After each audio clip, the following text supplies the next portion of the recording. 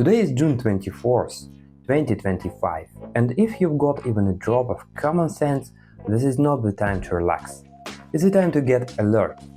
We are on the edge of 3 years that could carve themselves into world history like 1929, 1973 or 2008. Only now we've got everything at once: a comatose economy, energy on life support, and geopolitics like a warehouse full of explosives. 2026 to 2028 isn't just turbulence, it's the moment global system will either be rebuilt or collapse. The conflicts in Iran, Israel, China, Taiwan, Ukraine, they are not random. These are pressure points where someone is clearly playing the long game. And if you think the people in charge still believe in stability, you clearly haven't woken up yet. Let's break it down. Where it's seen, why it might snap, and what comes after. No hysteria, just facts. No grand speeches, just a clear stare. Let's go. Crises don't fall from the sky. They are engineered slowly, quietly, and then suddenly. 1929, Wall Street crashes, minus 89% market value. The US economy loses a third. No jobs, no food. Financial instruments, back then they just called it hope in infinite growth. The 1970s, OPEC blows up the price of oil from $3 to $12 a barrel. US inflation hits 13%. The global economy stalls. Simple math. Turn off the tap and everything grinds to a halt. 2008. The housing bubble bursts. Banks printing credits like toilet paper start drowning. Lehman Brothers vanishes, and the world is left in debt and confusion. Every time is the same cycle: cheap money, greed, new tech, poor risk comprehension. Then the hammer drops, and here we are again. Only this time the debts are bigger, the tech is more dangerous, and the politicians look like they came from a Vanity Fair. Global debt, $320 trillion, not a metaphor, a number. 335% of global GDP. For comparison, in 2008 it was only 200%. Inflation, 3.5% in the US and 2.7% in Europe. Unless you are paying for housing, fuel or food, then it's really 6 to 7% or even more. Interest rates remain high, credit is expensive, and payments are due. Companies, governments, households, everyone balancing on a knife edge. The dollar, losing ground, just 57% of global reserves. China, India, the Gulf states, moving to yuan, rupees and rials. The world is done living under the dollar's thumb. AI promised to add 8% to global GDP, but in exchange up to 500 million jobs could disappear. Great deal, right? Depends which side you are on. Climate. Floods, droughts, failed harvests. Wheat and rice prices are up 12 to 18% in the past year. Not nature's swing. Systemic failure. By region, Iran is cracking.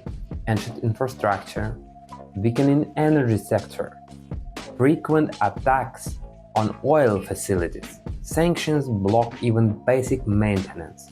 The currency is tanking, inflation heading towards 40%. Israel, despite tech growth, lives in a state of permanent military readiness. If tension with Iran tips over, the Strait of Hormuz could be blocked. That's 20% of global oil flows gone. The world would feel in the next morning. China, the biggest consumer of oil and gas, completely reliant on imports. One serious logistic hiccup, and the economy stalls.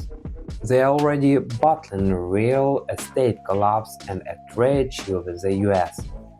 Taiwan, linchpin of global microelectronics, keeps going but under constant threat. One blackout, one blockade, and the light go out, not just on the island but in the global supply chain. Ukraine is still fighting. Energy grid in ruins, generation maxed out. Imports essential. Recovery? Not years, decades. May 2025, Portugal. Cyber attack. 1.5 million people lose power. 2 billion euro in damage. June, Indonesia. Grid failure. 2 million disconnected and $1 billion lost. Not freak accident, a pattern. Energy demand keeps rising. AI data centers, EVs. But the grid, stuck in the 1980s.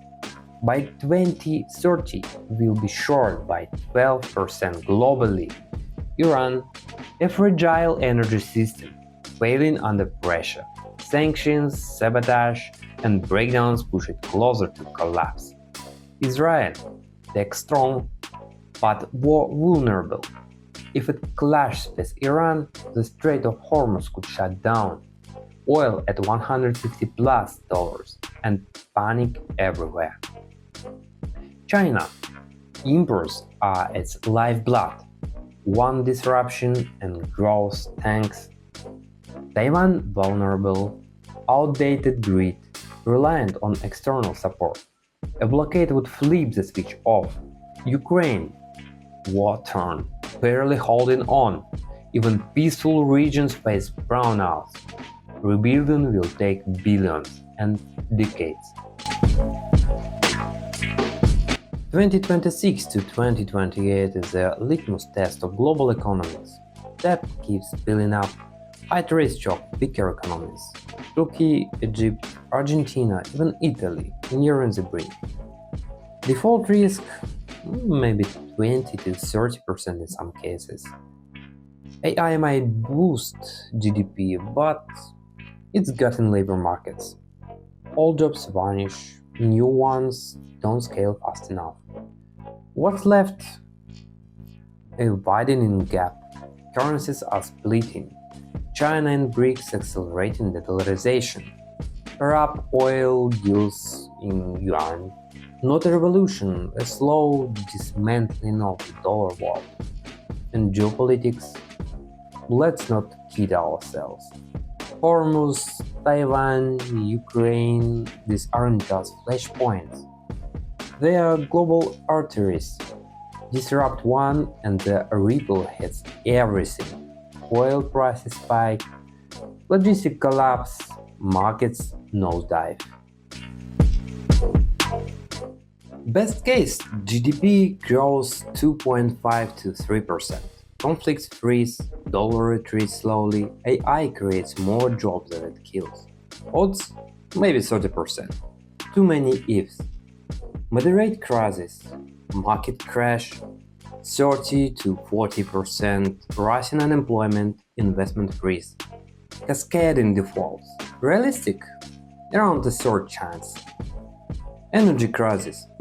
Rolling blackout. Oil hits $150. Gas spikes. Infrastructure collapse in the global south. Odds about 20%. Worst case. War. Taiwan, Hormuz, or Ukraine escalates. Global GPT down 10 to 15%. Panic, capital flight, shipping chaos.